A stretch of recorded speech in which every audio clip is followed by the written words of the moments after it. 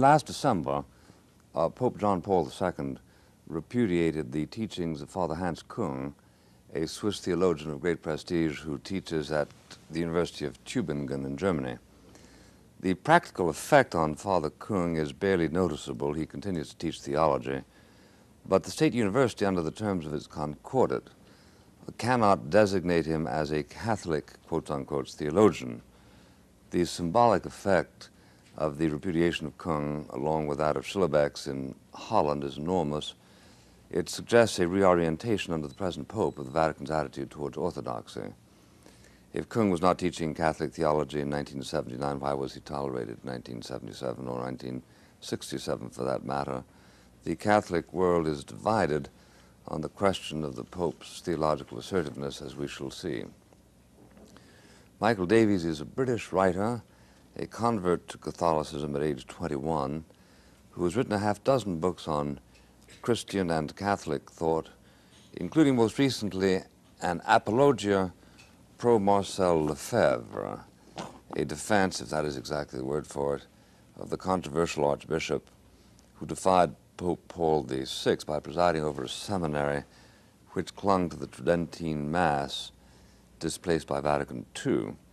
Mr. Davies is a graduate of St. Mary's College in London and served in the British Army. His first book was Cranmer's Godly Order, and his upcoming book is called Pope Paul's New Mass.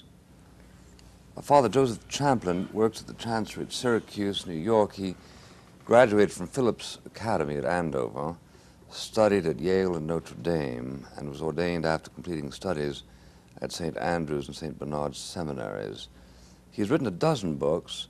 He writes a syndicated column, does a daily broadcast, and has served on the Bishop's Committee on the Liturgy and lectured on the liturgy at the Princeton Theological School. Our examiner, Dr. Malachi Martin, will be introduced in due course. I should like to begin by asking Mr. Davies whether the action of Pope Paul John is an implied rebuke to the inaction of Pope Paul. Well, I suppose it is an implied rebuke because there are many demands that Pope Paul VI should condemn Hans Küng. In fact, the book I wrote before this one, it's one about the priesthood called The Order of Melchizedek. I had a chapter on Hans Küng showing that his theology is completely incompatible with Catholicism, documenting it all from his own books. And I said it was quite scandalous that he should be allowed to continue as an accredited teacher of Catholic theology while Archbishop Lefebvre was suspended. I'm very glad that situation has been put right now. Obviously what I'm hoping now is that the suspension will be lifted from Archbishop Lefebvre and everything will be back to normal. Well, is it your judgment that Pope Paul John is bringing the theological house back to order, or is in your judgment is he up to something that's actually new? Well, I think it's John Paul, by the way, Pope John Paul.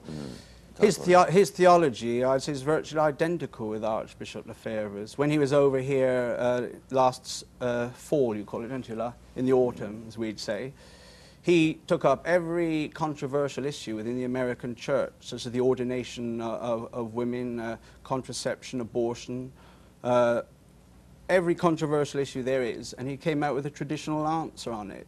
In the spring of last year, he came out with a book on the priesthood, which I was very pleased to see. It was all the theology in it was practically identical with the book which I'd written on the priesthood myself. He's now come out with a new letter on the Holy Eucharist, in which he reaffirms all the traditional Catholic teaching that the Mass is a sacrifice, our Lord is truly present, that the priest acts in what we call in persona Christi, in the person of Christ. He condemns practices which are pretty common in America, such as not wearing the proper vestments for Mass, using unauthorized readings.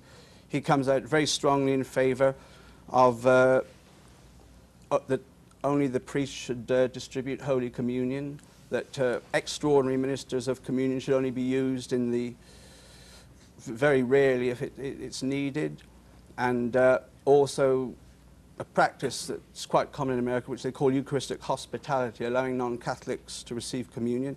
He said that the norms, the Vatican has norms for that, they should be adhered to rigidly. So, and I think most traditionalists are very encouraged by that. But where we would have our problem is traditionalists like myself, our conflict with the Vatican is over matters like the form of the Mass. Well, let's save that for a moment. I'd like to ask Father Champlin whether the recitation you've just heard kind of lengthy is one with which you are at odds, and do you think that the silencing of Kung is a word that's used, but it's used incorrectly because he's not silent, but the disciplinary measures taken there are justified objectively? I think I really want to pass on that. I'd like to go back to what my friend had to say, because he kind of took a whole bunch of things in it, lumped them together, like Eucharistic ministers were really being reproved by the Holy Father or emphasizing the priest's role. I think there were so many things brought together that it's more than I'd like to say. My first point I would like to pick up from what he said, it seemed to me that the Holy Father is dealing today with a situation, and you can't compare what he's doing today with what was done 2 years ago or 3 years ago and saying, Pope Paul should have done that then because he's doing it now. I think they're different historical contexts, you know. Now, you said, is it justified or not? Well, are you saying something more interesting than that 1980 is different from 1977? Of course. What? Oh, I think that that's historical context. Just as the Church was moving on age in the 70s, there's always kind of an ebb and flow of culture and history between, say, an era of transcendence, maybe excessive era, atmosphere of the sacred, and needing to have a liturgy that's more involving the people. At the same time, we go the other extreme of it becoming too much of a popular kind of liturgy, as Man in Commonweal just wrote the other day. We've lost the sense of the transcendence. I think history has ebbs and flows, and I don't think you can judge a decision now from a decision 4 or 5 years ago. As far as a decision, I think the Holy Father is clearly just saying you can't say he's a Catholic theologian. Yeah. Right. Now, do I understand you to say that kind of a fuzzy this is a cultural perception rather than an analytical perception? Because what I'm trying to understand is why this was a discovery made in 1979 about writings that are 20 years old, some of them. Or is that just bureaucratic sloth? I don't think I have a good response to that. I guess I'd like to go back to the question of the Archbishop. You could say the same thing as I read your book, which I really found very interesting. Until I was asked to be on the program, I didn't have those details, and I found your book very interesting. But what I found very interesting was how the Holy Father was very patient, took a great deal of time before he finally made a decision with the Archbishop and brought it public. He tried to have a healing. I think the same thing could be applied to the matter of Hans Kung. And well, with Archbishop Lefebvre, the Pope had certain difficulties, surely, because after all, Archbishop Lefebvre was doing exactly the same thing that was done obligatorily for some 500 years, whereas Kung was going off in a direction that was clearly opposite the acknowledged deposit of the faith, wasn't it?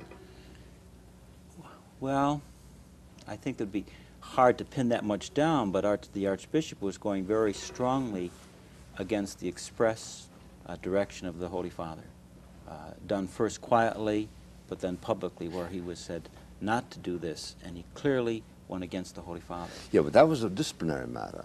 But going against the Holy Father as a matter of discipline is one thing. Preaching heresy is something else. Now, nobody's gotten around, have they, to saying that the Tridentine Mass is heretical?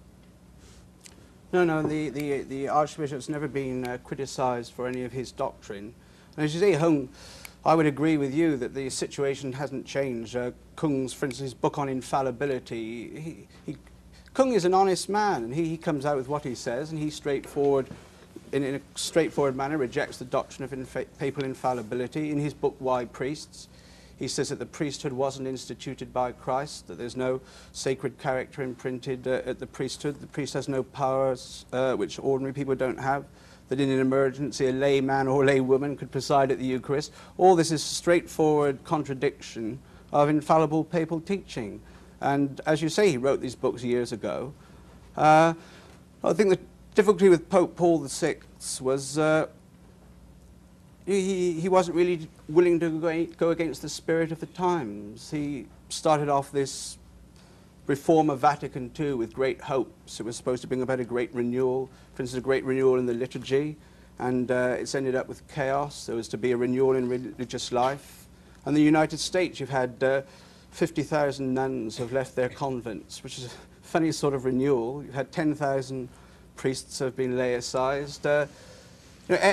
His policy with the communist world, his Ostpolitik, that turned out to be a disaster. And it's very hard for a person in authority to face up to the fact publicly that everything he's been doing has turned out to be a disaster. And of course, I think Kung was a symbol of what tradition is called the conciliar church, the Church of Vatican II, much admired by Protestants. As you know, his condemnation has evoked fury from liberal Catholics and from Protestants. Even the Church Times, a very conservative Anglican newspaper, they compare the Pope to the Ayatollah of the West, and they question whether there's any future in the ecumenical movement anymore. What is your comment on that, Father Champlin? I think the problem I have is we're getting a lot of things kind of simply thrown out, that the reason why 15,000 nuns have left and priests have left or because of the changes of Vatican II, or because of the new liturgy, or the Holy Father has, the Pope John Paul II is kind of reversing the trend. I think that's very simplistic. I mean, it's very difficult to explain why so many priests have left. My classmates, you know, why 1/3 of my class has left the ministry after 25 years, or sisters. I mean, we've been through a cultural explosion in 10, 15 years. Have all different value systems. We've got future shock, a whole change of approach. And to say because we have a vernacular liturgy or Mass facing the people or more participation, that's the cause for that, the changes of Vatican II. I think the changes in the world happened before and during and after Vatican II, and to say it's because of liturgical changes we've had the lack of renewal in the Church, I think that's a simplistic answer. Well, it may be simplistic. You may reject a causative explanation. On the other hand, certainly that which was held forward as primarily justifying Vatican II didn't happen. Well, it was to be a great unifying, spiritualizing experience. And in fact, it caused widespread disaffection. Well, the council caused widespread disaffection. Well, no, I should say was followed by. We've got this post hoc propter hoc again, problem. I don't think you can say that. The council basically called for a spiritual renewal, and also an attempt to make the Church adapted to the shifting conditions of the time. Well, why don't we be very concrete? I am a practicing Roman Catholic who finds attendance at the new Mass an aesthetic ordeal. And so, quite apart from the Vietnam War or Hugh Hefner or anything else, I find the attendance at Mass less satisfying than it used to be, in part because I find what's going on in the altar expressing a kind of fascistic concern for me. They won't let me alone for 3 minutes. I got to stand up when I was sitting down. I got to sit down when I was standing up. I got to embrace people. I got to listen to children who don't know how to keep a tune twanging away at guitars. All that kind of stuff I find distracting. I'm just one person reporting one individual's reaction. How do you cope with that? So you like the old liturgy because the eye was able to pray and you weren't kind of impinged by a priest or other people. That kind of notion? The old liturgy gave you a sense of prayerfulness? It gave me a sense that the priest was there as a mediator between me and God, whereas it seems to me that the existing approach tends to be sort of crowd-oriented. I think that's the key thing right there. I think it's the key thing that has tried to happen as a result of Vatican II. I think it's the key tension, and I think it's the key balance that has to be preserved. That the Vatican, before Vatican II, when I was ordained in '56, the Mass was very much of a mystery. I was a priest with my back to the people in Latin. There was silence in the congregation, except when the altar boy dropped the cruet on the marble and it broke, and he uttered a little word that was echoed throughout the church. It began with S, and everybody laughed. That's the only participation we had, all right? We had an I kind of worship. We had an angry celebrant. We had an I worship, all right? The council then, going back to the best traditions of the early church, said it's both I and we together. It's a vertical worship, yes, but it's also horizontal worship. Now, going from an I kind of worship, which you liked, where no one sort of impinged upon your worship and the priest was a mediator, but where these people were sort of not really clearly related to you in that worship. Yeah. To go from there to that. Yeah, to the communitarian approach. All right. But after all, I don't remember that anyone then or even today discourages attending Mass even if you're the sole person in the church. That is to say, one isn't supposed to need a congregation in order fully to participate in the Mass, does one? No, but the church be very clear that the preferred way is that it's communal, to bring out both dimensions. Well, how do they find that out? Mr. Davis, how do they find that out? I know that you studied in this book and elsewhere the Constitution of the Liturgy. Is there anything in the liturgy, for instance, that tells the priest to face the people? No, that's a point I'd like to bring up. Father says I've been bringing too many things up at one time, so I'd just like to perhaps bring one point for him to comment on. Now, Father is talking here as if the way Mass is celebrated in churches in America today has got something to do with Vatican II, but it's got absolutely nothing to do with the liturgy constitution whatsoever. There's a very well-known priest, you must have heard of Father Louis Bouillet, haven't you? Yes. Well, he wrote a book just after Vatican II called The Liturgy Revived, saying this was the culmination of the whole liturgical movement, what a great renewal and revival was going to come. A few years later, he wrote a book called The Decomposition of Catholicism, in which he said the reform as we now have it is a betrayal of Vatican II and the whole liturgical movement. Now, to come to the specific example I'd like Father to comment on, he said we're going back to the sound practices of the early church, such as Mass facing the people. Well, Mass has never been celebrated facing the people at any time at all in the history of the church under the Protestant Reformation. So this isn't and it wasn't mentioned, there's not one word about it anywhere in Vatican II. There's no suggestion that Mass should be celebrated facing the people. It was just some priest probably thought that this is a sort of trendy idea to do. All the others started copying them. Then you hear all this talk about the great church of the poor, and they must have spent over the world thousands of millions of dollars smashing up beautiful altars. Let's go back to the question of facing the people, all right? Because now we're getting into the church of the poor, changing around. Yes. Okay. So, even before Vatican II, there was always, the rubrics are very clear. The celebrant could face the walls of tradition, but it said if the priest faces versus populum, this is what he does. So it was always a possibility. And very interesting film strip that we always use with our parents and so on to give them the sense of the history of the liturgy, published by Alpha. Pretty clear documentation in those early days, even if we look at the basilicas, you look at St. Peter's, those other churches, where's the position of the celebrant? The bishop is in the apse facing the people, the altar's facing the people, St. Peter's is facing the people. Pretty rich tradition. No, sorry, Father, but you're very confused there. You see, Mass has always been celebrated facing the east in the churches in the Oriental churches and in the Western churches. There are a few basilicas like St. Peter's in Rome where the apse happens to be at the west end, so the altar was positioned so that the priests could celebrate Mass facing the east. During the more important parts St. Paul's outside the walls, yes, too? Yes, there was just a few Roman basilicas. During the essential parts of the Mass, the congregation would be on the aisle at each side facing the east. They wouldn't be facing the priest, so the whole congregation would be facing the east. And all the historical, archaeological evidence, there's a Professor Cyril Vogel in a magazine called L'Église de l'Orient. L'Église Syrienne, I think. It was about the Syrian church, and he's gone into this in very great detail. Louis Boyer has written a book on it, and it's absolutely incontrovertible that never at any time in the history of the Church has Mass been celebrated facing the people till you came to the Protestant Reformation, and the eastward orientation, that denoted sacrifice. And they said a table is to have a meal upon. They made a table and replaced the eastward position with a position facing the congregation. Well, so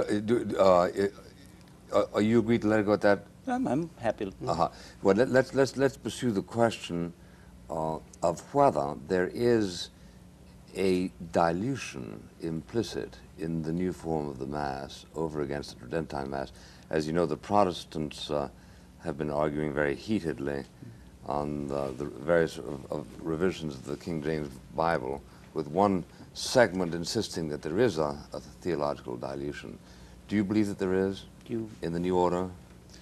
I don't think so.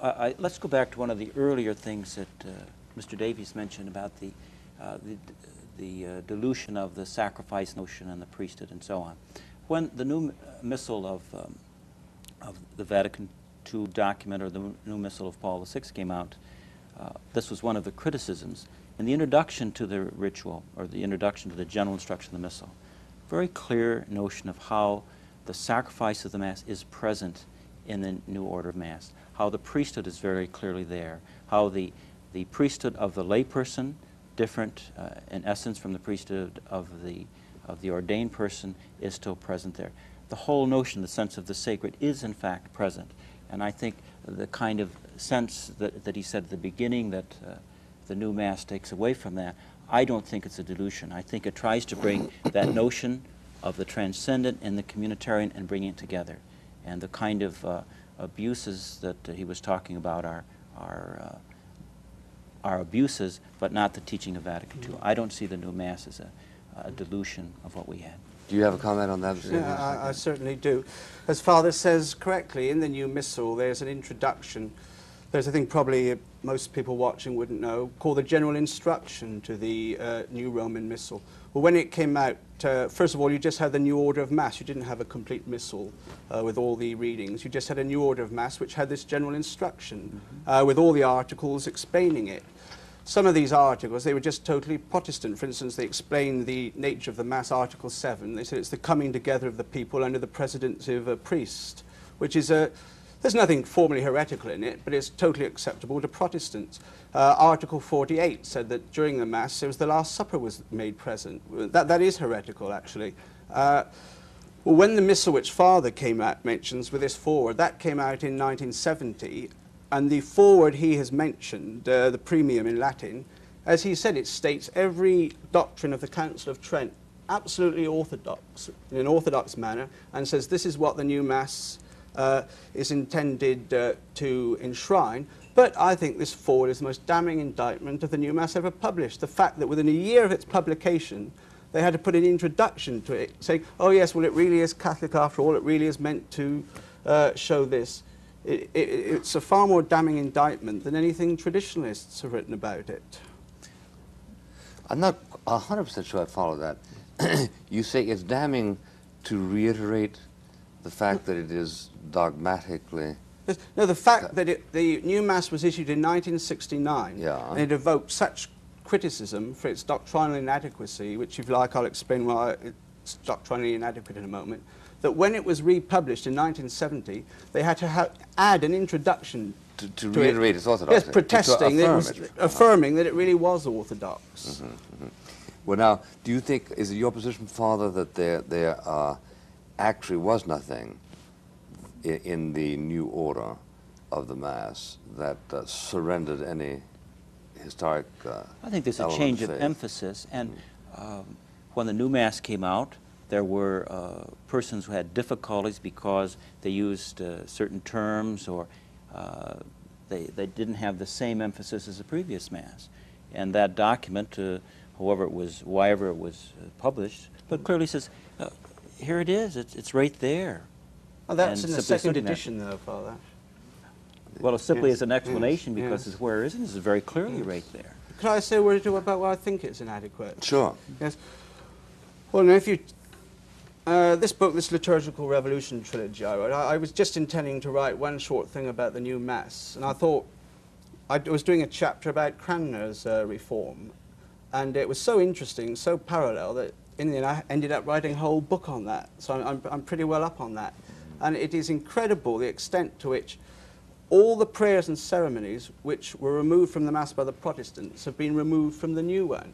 For example, in the offertory was full of prayers mentioning sacrifice. There's one called Suscipe Sancte Pater, in which the priest says that he is there as the unworthy servant of God, offering a sacrifice for himself and for all here present. There's another one, Father would be familiar with, the Placet Tibi, which came after the priest's communion. And virtually every mandatory prayer mentioning the Mass as a sacrifice has been removed. There's nothing contrary to Catholic doctrine in the new Mass, but there was nothing contrary to Catholic doctrine in Cranmer's communion services. It's 1549 and 1552. And as a result of these changes, some Protestant sects now allow their members to take part in the Catholic Mass, and some are even willing to use it, which could never have happened with the Tridentine Mass. What was it in the Tridentine Mass that would have offended a Protestant? Well, the numerous specific references to sacrifice, stating that the Mass was a sacrifice offered to God, a propitiatory sacrifice, which could have an effect. You offer Mass for the sins of the living and the dead, which was anathema, because we'd get into deep water if we started on this, to the Protestant notion of grace. It all goes back to the difference between Catholic and Protestant notions of grace.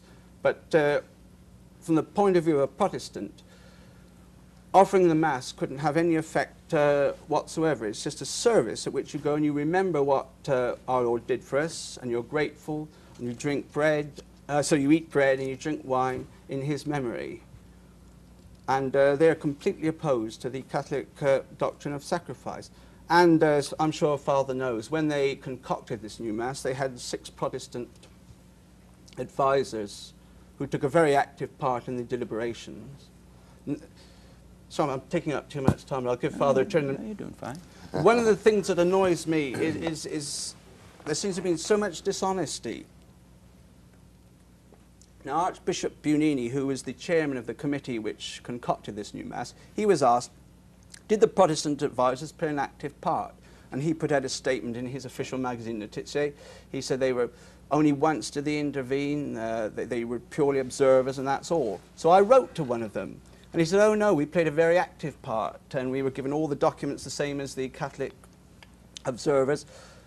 Every morning there was a discussion, a great free-for-all, in which we put forward our opinions. And that sort of thing has happened again and again. Well, let me ask you this then, Father.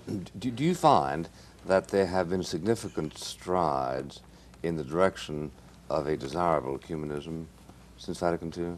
Oh, surely, I think so. And I think you could look at things 2 different ways. You can say the new Mass obviously is bad because Protestants find it acceptable. And you could say that's a bad thing. Or you can say, is it a bad thing now that Catholics are much more biblically oriented?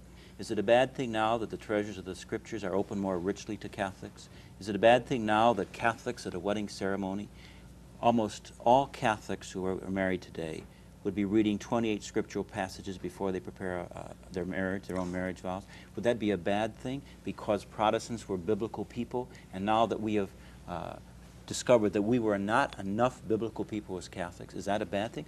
Oh, there's not, everything Protestant isn't bad. And I think to say the new Mass is bad because Protestants like the new Mass is I don't think is a logical kind of step. So that I think the Church is saying that there's kind of a coming together, that we had the sacrifice, and that sacrifice element is still there, but we had minimized the community concept of the Mass, and the Church is trying to bring that. Well, presumably the Protestants would prefer Catholicism if we did away with the Pope. So are you going to do away with the Pope?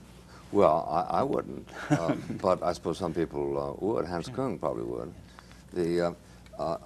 There is a question of definition, right? The ideal of ecumenism, as I understand it, was to discover in various Christian denominations to stress that which was similar and stress less that which was dissimilar for the purpose of common action. to the extent the common action, that it was relevant to have Christian impulse. Now, do you find that the steps being taken by the present Pope are an affront to the spirit of ecumenism? For instance, his actions in Germany and Holland. Well, I think I don't think I would accept your definition of ecumenism as merely to accentuate the positive and minimize the negative. I think it's the goal of ecumenism is the goal of Jesus, that we be one. Mm-hmm. Now, in that process, first we try to discover what the other person believes. Mm-hmm. What are the truths of the other person's faith, or what do they really believe, or what do they practice? And then it's to try to find out what common elements are present there from the Spirit. I think the biblical emphasis in Protestantism is something we really needed to discover and to rediscover or reintroduce into Roman Catholic life. I think it's very clear that most Protestant churches are becoming much more ritualistic in their worship, are going back in our direction as far as ritual is concerned, that you see a fusing together. So there is a popular kind of ecumenism to emphasize the elements that we share and to minimize those that are dissimilar. I think that's also a good practical way of doing things. But there reaches a point where we have to say, this is where I am and this is where you are. And I think the Holy Father today is kind of clearly saying it's time not just to have a folksy ecumenism, but this is what it is to be Catholic. And I think we'd probably be very acceptable on that. I think you're very happy with the statements he's making. I'm very pleased with his statements, the Pope's, and I'd agree to a certain extent with Father there. Obviously, the more Catholics know about the Bible, the better. Well, actually, soon after I became a Catholic, when I came into the army, I went to a Catholic college, and then I started teaching at a Catholic school. And I was quite shocked, having been brought up as a Protestant, to find none of my pupils had Bibles. So the first thing I did was bought every pupil a Bible. But there's a difference between encouraging Catholics to have a more profound knowledge of the Bible and removing from the Mass prayers which are likely to offend Protestants. You see, the essence of all this is the truth.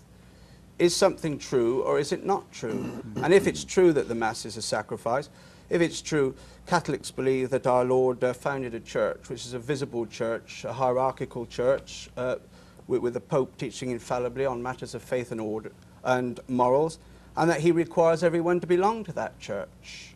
Now, if that is so, one is doing a disservice to Protestants by minimizing the aspects of Catholic dogma that are unacceptable to them, to give them the impression that really we all believe the same thing. We've had some things, I won't go into this much, but I don't know if anyone in America has heard of them, but we have a thing called the Anglican Roman Catholic International Commission, which probably Father has heard of, where they've purport to have produced agreed statements on the ministry, the Eucharist, and papal infallibility. And what they do, they produce a statement on the Eucharist in which there's nothing to which a Protestant could object, and the same on the priesthood. Well, on that basis, Catholics could produce an agreed statement with Unitarians on God, in which nothing to offend Unitarians would be there, but I don't think that's honest. And that's what's behind the entire position of Archbishop Lefebvre. He says, is this true or is it not true? And if it's true, he's going to adhere to it. And if it isn't true, then the Catholic Church has been wrong for 2,000 years. I think behind this is a problem I have in two areas. It surfaced as I read the book, that explanation, as you called it, not a defense, but an explanation of Archbishop. And it comes over to the liturgy situation. Having worked for 3 years with the bishops when this was beginning to develop, the kind of Mass we have today, even the translations, which I know you have some difficulties with, and I have some difficulties with, to say, as you did at one point, that the constitutional liturgy, part of it was heretical, I think Article 7, to say this statement or that statement. Article 48, I said was heretical. Okay. But you also have problems with number 7. Number 7, I said it was ambiguous. Okay, all right. To say that that's heretical, after all the bishops together, working with the Holy Father, commission under the Holy Father's direction of scholars, not just 6 Protestant scholars, but about 70 Catholic scholars throughout the world, carefully researched, examined, and published. It's heretical. I have problems with that. And I think the key thing I found in that book, and this comes through the whole sense here, the idea of not accepting the Holy Father's authorities. A friend of mine said yesterday, we was talking about this, when you reject papal authority, you replace it with individual infallibility. When you reject papal authority, you replace it with personal infallibility. And that was a difficulty. Who is the judge of what's heretical in tradition? In this book, Archbishop says, I am the judge. And when we're back to my tradition, then I'll accept the Holy Father. I think that's a fatal difficulty. Yeah, it's obviously a logical dilemma, which he attempts to explain by insisting that the purpose of fidelity was in order to guard the faith. But when behavior is not contumacious, if the inclination is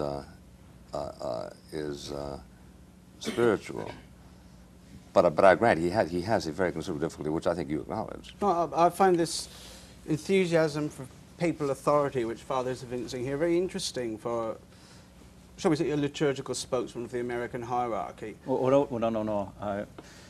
That you dignify me. I'm not a liturgical spokesman for American hierarchy. I'm a parish priest who works with I'll people. reduce you to the ranks. That's all right, thank you. I'm better now. You see, that is another thing which annoys traditionalists, is this complete set of double standards in the Church, one for dealing with people like us and one for dealing with people like yourself. And I'll give you an example, this question of communion under both kinds. The Vatican has a set of circumstances set down under which you're allowed to have communion under both kinds. They said that bishops can choose extra circumstances relating to their own particular country, but these are only to be for particular groups on specific occasions, never to be when there's a large number of the faithful present. And each occasion must be regulated. I've got the text here if you'd like me to read it. Your bishops introduced communion communion under both kinds. They told your people in America, we don't need to ask permission from the Vatican because the Vatican has allowed it here, which is totally untrue. So they virtually, that was a schismatic act. They took it upon themselves to introduce their own rules for America in complete disobedience to the Holy See. And your spokesman, Bishop Kelly, I think you have, has admitted that the Vatican didn't give them permission. And I've checked up on that myself, and they're very, very displeased about this in the Vatican. So you see, and again with communion in the hand. Communion in the hand was forbidden. It was tolerated. People started doing it. Your bishops didn't come down on the people who were having communion in the hand. And then it was legalized. So it would impress me much more, this talk about obedience, if it was accepted generally as a principle. But obedience is only called for if it's from people who are trying to uphold the traditional faith. Well, let's hear from Dr. Malachi Martin. Dr. Martin was a Jesuit priest, a professor at the Pontifical Biblical Institute of Rome, a scholar of the Dead Sea Scrolls. He has a doctorate in Semitic languages, studied at Oxford in Hebrew, served under Pope John, and is an associate of Cardinal Bayer, and the author of numerous books, and he has a new book coming out in this fall called The King of Kings, on King David. Dr. Martin. Monsignor and Michael, before we get on to some other meaty subjects, there's something which I don't think either of you focused on, namely concerning Marcel Lefebvre. You know, and I really will ask both of you to say something about it from your different points of view, if your points of view are different. The bull, I'm sure I'm going to quote it wrong, the papal bull, which justifies, quo primum, Michael, is that what it's called? Which was supposed to have perpetual validity, in virtue of which Archbishop Lefebvre continues to promote the Latin liturgy. I hesitate to call it the Tridentine liturgy, although we all do, because it's far older than the Tridentine. It goes back to Pope Damasus, really, except in a few essentials. What do you both say about that? Michael, you'd want to explain briefly, I suppose, because you probably have more near your mind. And then I'd ask Monsignor to say a word about it, because if that quo primum holds, let me put an objection to both of you, therefore. Monsignor, if that quo primum holds, Marcel Lefebvre is relying on a privilege conferred by Pius V, I think, perpetually that no pope can take away. If, on the other hand, as they say in the Latin, it hasn't been abrogated but abrogated, then Marcel Lefebvre has a difficulty. I think we should deal with that before we go on to something else, because it's the spine of the Lefebvre stance in propagating the Latin liturgy, which I love, by the way. Well, it's not too tough, really. Well, as Dr. Martin has mentioned, when I was glad he made that point, by the way. When people say the Tridentine Mass, it's somewhat a misnomer, because in all its essence, the Tridentine Mass goes back right to the time of Gregory the Great. And an argument that's frequently brought up, people say, well, if St. Pius V in 1570 could have a new Mass, why shouldn't Paul VI? But all St. Pius V did was to codify the liturgy that was then existing, that had evolved by a natural process over a period of 1,000 years. There's never been anything in the history of the Church like this where you get a committee together and say, let's make up a Mass. This hasn't been done before. But as Dr. Martin says, it was promulgated with a bull quo primum, which said that every priest would have the right to celebrate this Mass in perpetuity. But again, as he mentioned, it can be argued that this bull has been, again, it gets terribly complicated here, abrogated by the new legislation issued by Paul VI. Abrogated means been replaced by new legislation. But one doesn't really need to spend too much time on this, because there is another right, a right of immemorial custom. If a liturgy is over 200 years old, a priest has a right to celebrate it from immemorial custom, unless the Pope specifically forbids it. So it's a case of what we say in England, heads I win, tails you lose on this, because if quo primum hasn't been abrogated, we can still celebrate it because of the privilege in quo primum. But if quo primum has been abrogated, priests can still celebrate it from the right of immemorial custom. Has it been abrogated? Well, I'm not a canon lawyer. I wouldn't like to comment on it. There is an excellent study on this by Professor Neri Caponi, who's the professor of canon law in the University of Florence. He says no, it has not been. Well, he says it's an open question, but he said what I said. In any case, it's irrelevant, because the priest has the right from immemorial custom. Yes. All right. Monsignor, do you want to add anything to that? Yeah, I'd like to. You said you like the Latin Mass, right? Remember, fine, that's okay. I was reared in the Latin Mass. I just want to make it very clear that we're not talking about Latin or English Mass. We're talking about the form of the Mass. And as the Holy Father made a statement in his document on the Eucharist and Holy Thursday, that we should be more sensitive to those who would like to have Latin Masses. I'd just like to make that point. Well, but it should be in the form of the Mass approved by Paul VI. Yes. Paul VI is pretty clear about... He not only said we should be... he said, actually, I'm quoting the Pope in that... Good. He said, it is therefore necessary to show not only understanding, but also full respect. I wish the bishops in our country did. Monsignor, I have a question for you. I'd like to just come back to the other. The Holy Father, in his document, Introduction to the Missal, yes, and in his correspondence with Archbishop of Lefebvre in the book, yes, very clear that what quo primum did not lock it forever, that it was taken in a particular context, and that this replaces that. So yes. Okay. It is Michael, actually, I want to change my mind. I want to get to you first, if I may. Okay. I want to take the entire question of Marcel Lefebvre and his traditionalist stand, and my sympathy for that is terribly deep, I assure you. By the way, when I say I liked the Latin Mass, I meant I liked everything about it, the liturgy of the prayers, Monsignor. But, and I want to take the Kung incident, and to put the following question on a broad scope with you. You would admit, I think, that a validly ordained priest today, using the Pauline Mass, with the correct intention, and the apt matter, bread, wine, according to the laws of the Church, says a valid Mass, and consecrates and really does represent the sacrifice of Jesus on Calvary. Okay? Yes, and the Archbishop's just put out a statement affirming that's his opinion too. He did. I read that statement. Now, wouldn't it be far better, therefore, while satisfying the, as the Pope says, satisfying those who like the old liturgy, to say this is not only a very different world, and not only a beleaguered world where Christians are in a vast minority and an increasing minority, but is also a world which, as far as we can see, within the lifetime of our grandchildren, if God has blessed us with grandchildren, the majority of mankind will be black and yellow, not white, and will not have Western culture. They may have the American bubble of dishwashers, und so weiter und so was, but they won't have the white mentality. Now, Latin and the entire Latin liturgy was developed by a Mediterranean, within the Mediterranean area, with a Latinate culture, culturally going back to Greeks and Rome, which, however much we study, will not last and will not be practiced in Katanga or in Shillong. And therefore that the broad view would say conserve, keep our rites and rituals, but the church in venturing on this very dangerous road, and I have some strictures against you, Monsignor, there in a moment, if I can get back to it, in all charity, because I found you wishy-washy about that renewal. Oh, Michael, I found you wishy-washy on things too. I want to get at you. But don't you think this is a new venture for the church, as they did with the Lombards, whom they called that loathsome people, but in the time of Gregory and his successor?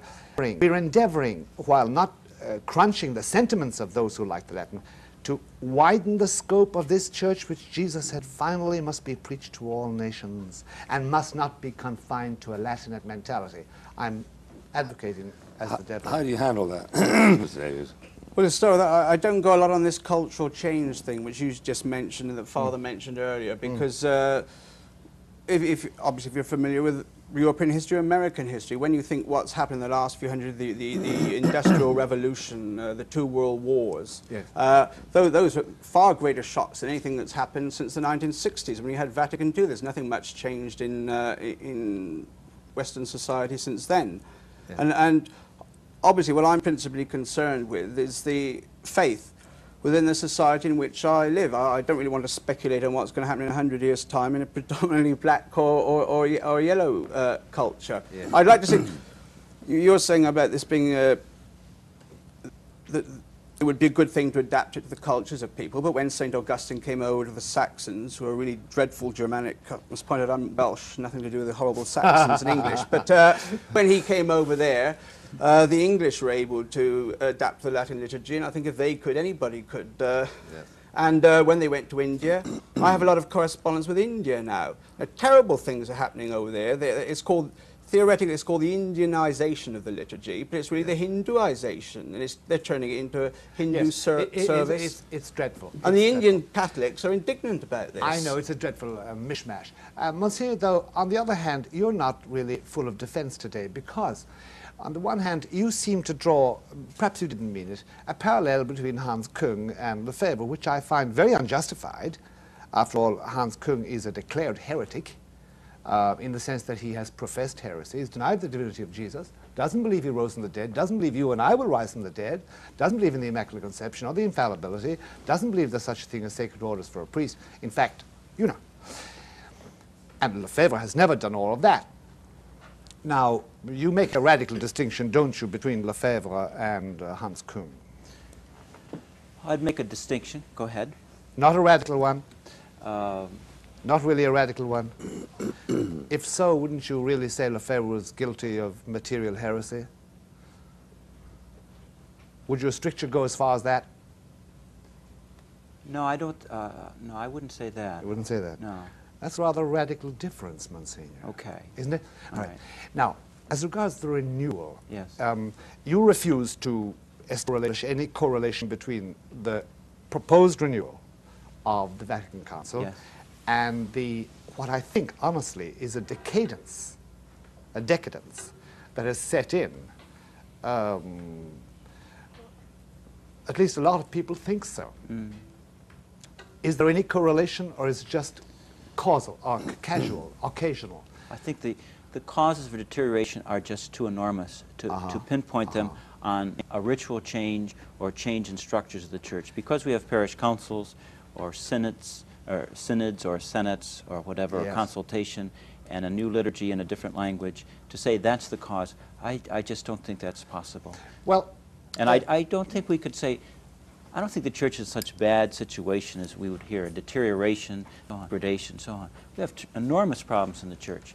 But I also, as a parish priest, see enormously good things happening in terms of lay people being involved in the church and exercising ministries that are valuable and have been untapped. Well, still in all, Bill, when you were talking, you described your reactions as a practicing Catholic, listening to the liturgy as such, I'm sure you weren't just saying that because you like Latin or something like that. Have you the sense that there has been a general deterioration of the Catholic spirit as such, and the substitution of something of a more ecumenical, Christian?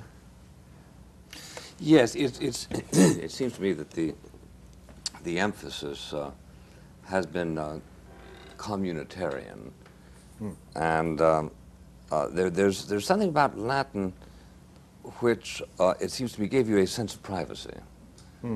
There is the Mass is a mystery, supernatural.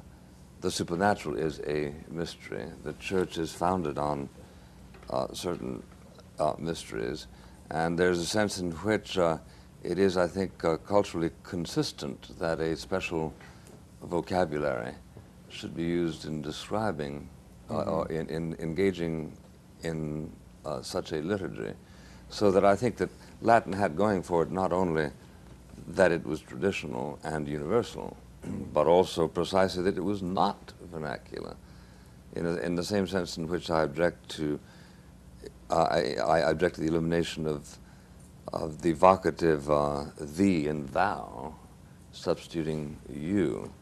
It seems to me that that is an informalization of a subject which should continue to be dealt with rather formally. Well, let me take one sector of what you just said. When you were being educated, you know, in your young days, was there a stress on what we've been calling here the communitarian? Did that ever come up? No, there were only a few prayers even said jointly, and that was at the very end of the Mass. Now you're praying jointly half the time. Most of the time, if you're praying at all. Yeah. And not being annoyed. That I'm betraying my prejudice there. But in your concept of the history of the Church as such, you know, was this communitarian idea a very prevalent idea in the past? And was it lost along the way? I think it's unquestionably true that the Mass of the catacombs put together the believers in a sense of fraternity, that they felt a bond that people tend to feel when they are being oppressed, the same kind of bond that gives that special exuberance to Roman Catholicism in Eastern Europe. I think that's unquestionably true. But there evolved then, I think, an ontological approach to the sacrifice of the Mass, which has been around for a long time. Evelyn Waugh handled the problem, I think, rather adroitly when, in his letter to the London Times, in which he said, there are those who say that the Latin Mass is only for the educated few, but surely Mother Church and all her charity can make a little nook even for the educated few. Now, this is, of course, even more than it is Catholic doctrine. Yes. Still, I think that in that letter and in other pronouncements, he identified himself with a continuum, which, to be sure, was affected in church history by the fact that the church was anything but an established religion for several hundred years. Have I time for another question? Yeah, to your guest, you have Bill? 4 minutes. 4 minutes. Well, if I could give one question, which probably will interest you, especially because it concerns something that both were talking about. This introduction that was written by Paul VI to his first edition of the Ordo, was it? Am I correct in saying that? Well, it wasn't written by Paul VI. No, but he published it. It was published with his authority. That first introduction, and then, as I understand it, Cardinals Bacci and Ottaviani wrote a rather private letter to Paul VI about it, complaining that it had departed from the Catholic faith. It was withdrawn in the sense that he republished, and correct me if I'm wrong now, by the way, I'm trying to get the facts straight first of all, he republished the introduction in which it was redone, and those elements of the old Catholic Mass were reiterated. Now, when you were both talking about it, Monsignor said that it was a change of emphasis. Monsignor, as I understood, I read them both about 3 years ago, so I'm vague on it, but it's a very important point.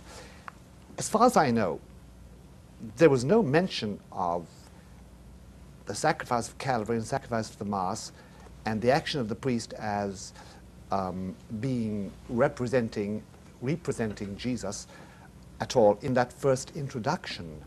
It was more a presidency of an assembly of people gathered to memorialize a past event, like, say, the Seder memorializes the passage through the Red Sea. That's my impression. I don't know what you think about that, Michael Davies. One point I'd better stress, it was the introduction to the general instruction to the new Mass was changed. Nothing was changed in the new Mass itself. All the deficiencies which I've mentioned in the new Mass, they still remain. It was only the theoretical... It was an attempt to baptize it. Yes, it was an attempt to baptize it, or to, what I believe you'd call in America, a cover-up. Michael, that's a different thing. Yes, it's a different thing, is it? Oh, sorry. Right. We know all about cover-ups. Yes, put my British foot in it. You won't be, no, you won't be impeached for baptizing, but you will be impeached for covering up in this country. Oh. Well, could I just... yes, Monsieur, I'd like you to. The order of the Mass was not changed in that second edition. Yeah. The general instruction of the Roman Missal, which gives the 8-chapter guidelines for the celebration, it was not changed, except in a few very minor ways. But there was an added introduction that simply explained how in the order of the Mass and in the instruction, those elements that some said were missing are in fact there, and it cites illustrations of that. And the point you mentioned about the sacrifice of the priest would be important. I'm sorry to have to contradict you there, Father, but there were a number of very, very important changes made in the general introduction itself. You did say just now I was rather naughty for saying Article 48 taught heresy. In the first edition it said that Last Supper was made present. In the second edition it's changed to say the sacrifice of the Mass is made, the sacrifice of the cross is made present. In Article 7 then now mentions the sacrifice and the priest acting in persona Christi. I've got a whole chapter on this in this book. I've done Pope Paul's New Mass, all the changes that were made. But even that doesn't satisfy me because it's the New Mass itself wasn't improved. Thank you very much, Mr. Davies, and thank you very much, Father Champlin, and thank you, Dr. Malachi and Martin. Gentlemen, thank you.